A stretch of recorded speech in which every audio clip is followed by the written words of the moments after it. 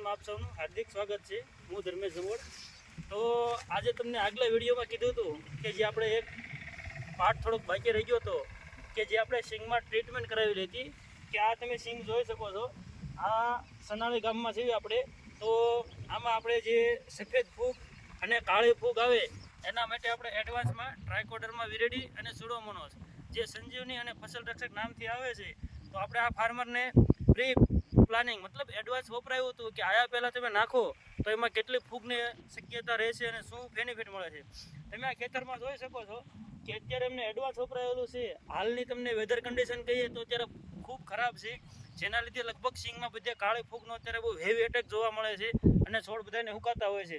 પણ તમે આ પ્લોટ જોઈ શકો છો કે આપણે એડવાન્સ બેક્ટેરિયા વાપરેલા છે, તો આમાં લગભગ ક્યાંય પણ તમને હુકારો જોવા મળતો નથી અને સફેદ કે કાળી ફૂગનો ક્યાંય પણ અવશેષ જોવા મળ્યો નથી। અને સિંગની તમે ક્વોલિટી જોઈ શકો છો, એકદમ ગ્રીનરી છે અને એકદમ સરખી ઊભી છે।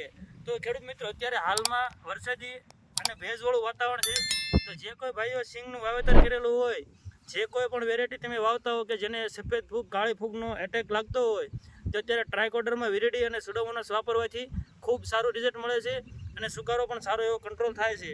તો ખેડૂત મિત્રો આ એક બાયોલોજિકલ છે જે આપણે ઓર્ગેનિક બેઝ ઉપર બેક્ટેરિયા કહેવાય, તો આને તમે સિંગમાં વાપરજો જેથી તમને ઓછા ખર્ચામાં સારું ઉત્પાદન મળશે અને સારું રક્ષણ મળશે। ખૂબ ખૂબ આભાર।